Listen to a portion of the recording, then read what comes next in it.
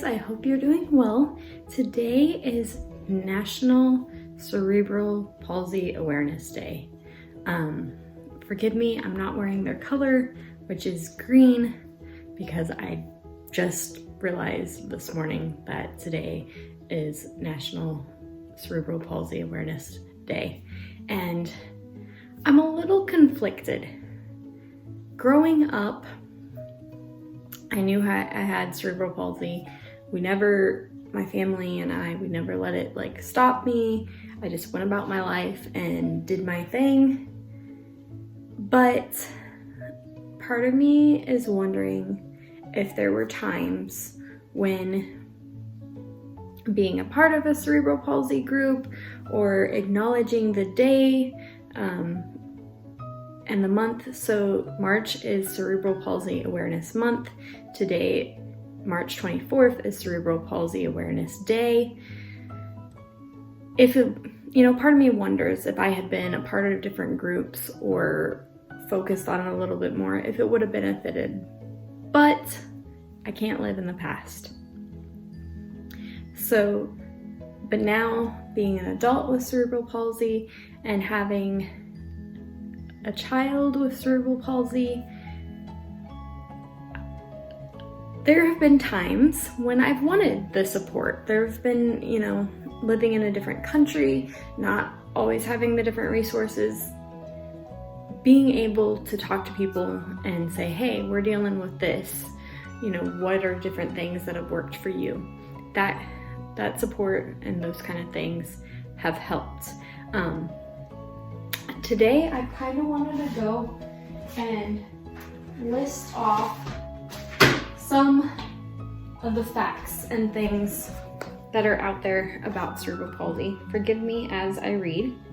This is from cerebralpalsy.org, Australia, and it's probably from Australia because my tablet is set for Philippine time, but this is just, important facts.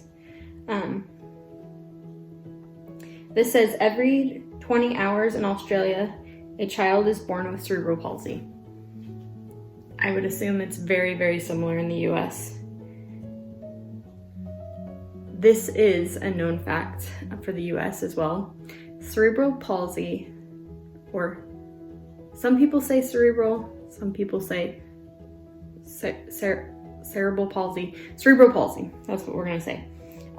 It is the most common physical disability in children. It is the most common physical disability in childhood. And so, part of you would sit there and say, oh, okay, it's the most common, it's probably been really well researched. People probably really know what's going on. That's not the case. We'll get into that more though. Cerebral palsy is an umbrella term for a group of disorders.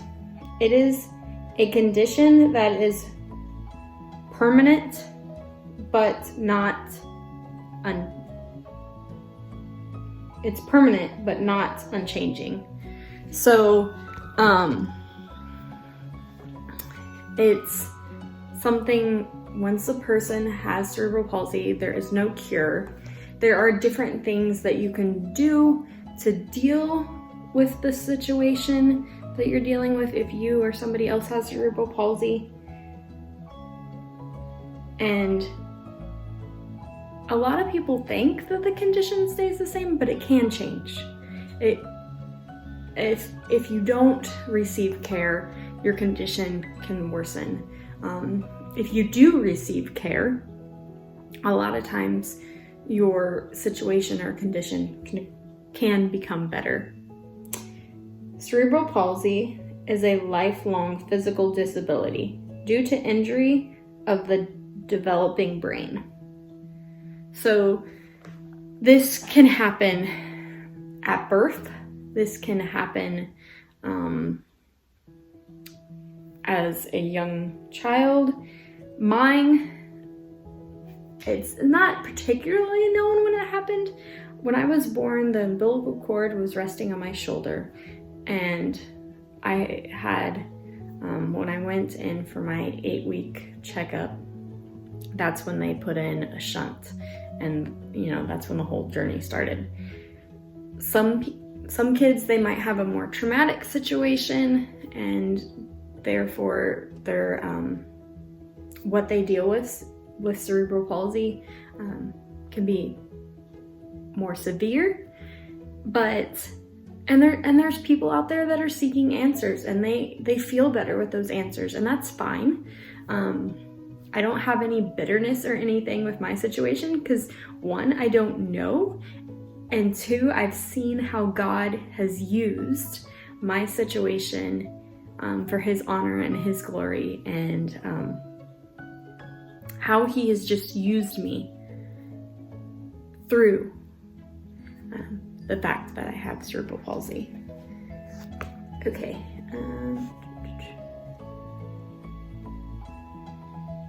In most cases, brain injury leading to cerebral palsy occurs during pregnancy. During pregnancy or while the baby is being born. Cerebral palsy, except in its mildest forms, can be evident in the first 12 to 18 months of life. So if it's super, super mild, it might not be caught that young, but mine is a mild case, and they were figuring out things when I was super young. Now, I was originally diagnosed with hydrocephalus, but with hydrocephalus, a lot of times your condition worsens. So my diagnosis later in life, when I was 3 years old, was changed to cerebral palsy. The next point, motor disability can range from minimal to profound, depending on the individual. So that's meaning you can have somebody like me, like my left hand is different than my right. My left foot, I can't do this, it's frozen, but mine is mild enough that I do not wear braces anymore on my arm or my leg or any of that, and I can function just like anybody else. There are other people though where it's more severe, and they might be what's considered a quadriplegic, which is paralyzed with both feet, both legs, both arms, in a wheelchair, needing feeding tubes, nonverbal. It's a spectrum. There's a really, really wide range of things that an individual with cerebral palsy can go through. So the motor range and ability depends on the individual, and it depends on their case. It can range from weakness in one hand to an almost complete lack of voluntary movement. People with significant physical disability may require 24-hour care. So again, wide range, and those that have a more severe case are going to need more help. People with cerebral palsy are likely to also have other impairments in addition to their motor disability. They can have hearing problems, vision problems, speech problems. There's a number of things that you can have affected if you have cerebral palsy. Like I said earlier, my vision is affected, my hearing is not, and my speech is not. Spastic hemiplegia,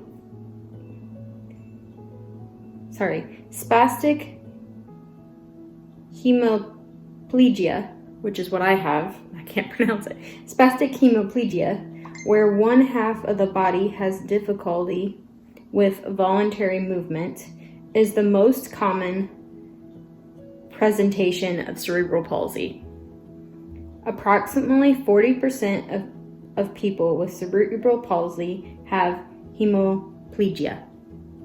So, that's something I didn't know. That's kind of cool that I have the most common form. And on the other side, what can be sad is there is no known cure. But there is definitely different ways to deal with the challenges of cerebral palsy. With cerebral palsy, it's not this, I'm all alone, there's no one here with me. You have the community, you have those that have gone before you, that have children that are now older and have come through difficulties and challenges. You have people as an adult that are going through similar challenges as you.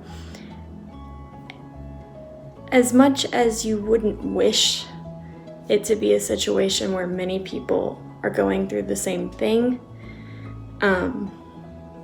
you do have that support when needed. You do have those resources. We do have the internet now with more resources and just people to reach out to and go to. It's not this idea of, oh, well, they have this, now they're gonna go sit in an institution for the rest of their lives.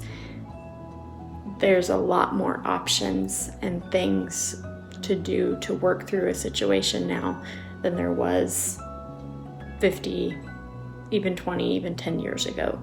And so I'm seeing more resources now and opportunities than there ever was for me. So that's really cool. And it's encouraging that, yes, there isn't a cure right now, but there's different ways that we can adapt the situations around us to make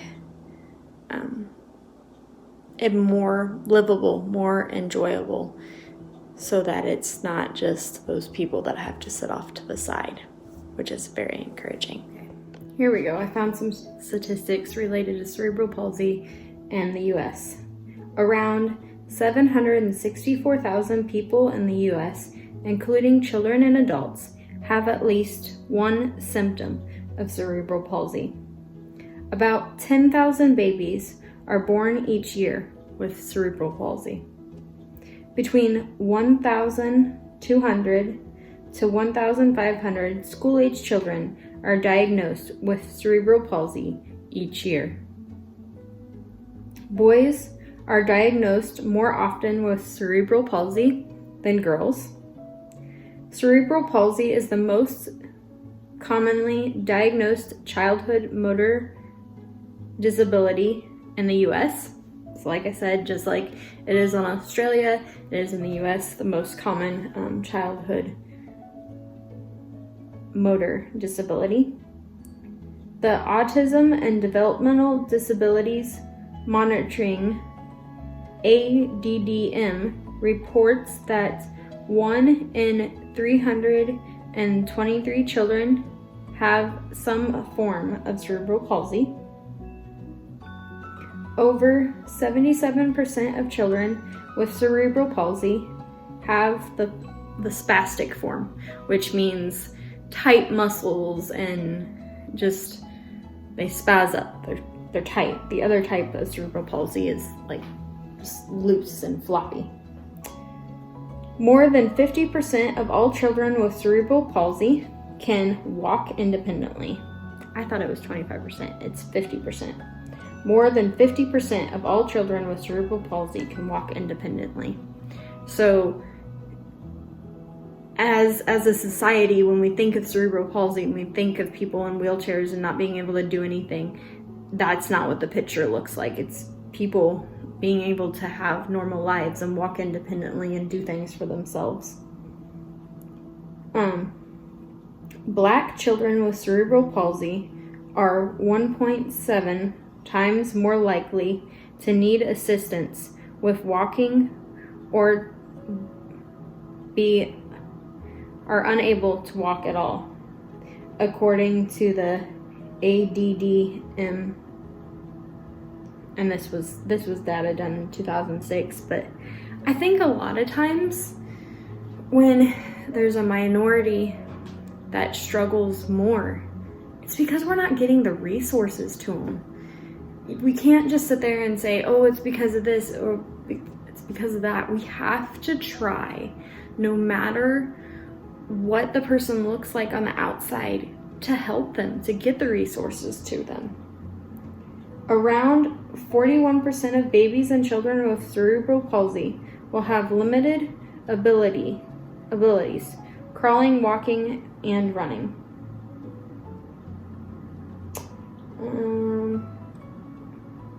And then there's additional things.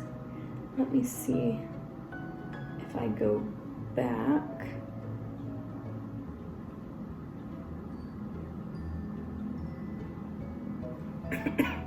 Wanted to see if the UK said anything.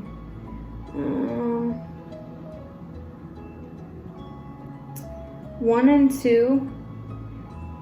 2 people with cerebral palsy has chronic pain. 1 in 2 has an intellectual impairment. So not always is somebody with cerebral palsy affected mentally in some capacity, but you got to remember, cerebral palsy is caused by a brain injury. And so if something up here is hit, more than likely there will be some type of issue. 1 in 3 can't walk. 1 in 3 people with cerebral palsy can't walk. 1 in 3 has hip displacement, and so that means like the hip doesn't sit where it should. It's not in the right socket or the right place. 1 in 4 has epilepsy, which is seizures. 1 in 4 has a behavior disorder. 1 in 4 can't talk. 1 in 5 is tube fed. 1 in 5 has a sleep disorder, sleeping problems. 1 in 10 has a severe vision impairment. 1 in 25 has a severe hearing impairment. Of all children with cerebral palsy, 40% were born prematurely and 60% born at term. I was not born prematurely. I was born actually 2 weeks after my due date. 11% of children were from a multiple birth compared to just 6%. And this is Australia's data again. So a lot of times if you have more than one child that is born at the same time, there's likelihood of some type of disability that increases. But all these stats and things, I'm here to say it's important that we're just not just looking at the stats. We want to make sure that we're not putting people in a box and saying, oh, well, they've got this, so they won't be able to do this, we won't be able to do that. Another thing I would make sure that, especially if you're an outsider, is be careful what kind of questions you ask. Kids with cerebral palsy, just like a typical child, aren't always going to be able to be checked off with a chart. Oh, are they doing this at this time? Are they doing this at this time? Like, I don't know how many times with our little girl, family, non-family, it doesn't matter, we've been asked, well, will she walk? Do you know when she will walk? Will she be able to do this? Will she be able to do that? Children are individuals. People are individuals. Everybody's going to be able to do certain things at their own pace. It is us as human beings and as a society that has decided that there's something wrong with that. I am a believer, and I believe that God does not make mistakes. He makes everybody for a purpose and a time and a place, and has a plan for everybody, including people with cerebral palsy. And so I would encourage you to get to know people with cerebral palsy. Look around you. Don't just look away. It's hard to either not stare or to just not look at all. Treat people fairly. Treat them with kindness. A lot of people, even if they're nonverbal now, have machines where they can push buttons and it talks for them. If their hands aren't working, they have wheelchairs now where they can push a button with their head and it helps them in that way. So they are people, and as a society, we need to not sit there and say, well, because you're this way, you need to figure out how to fit in. We need to change our perspective and change our thinking and look at things around us and see how we can welcome more people in that are different than us. So there you go. Happy Cerebral Palsy Awareness Day. And just remember that those that have cerebral palsy, they are so much more than the equipment that they use, the wheelchairs, and they have so much joy and love to give to society. And I would highly, highly encourage you to get to know somebody with cerebral palsy and get to know their story. So we'll see you next time. Bye. God bless.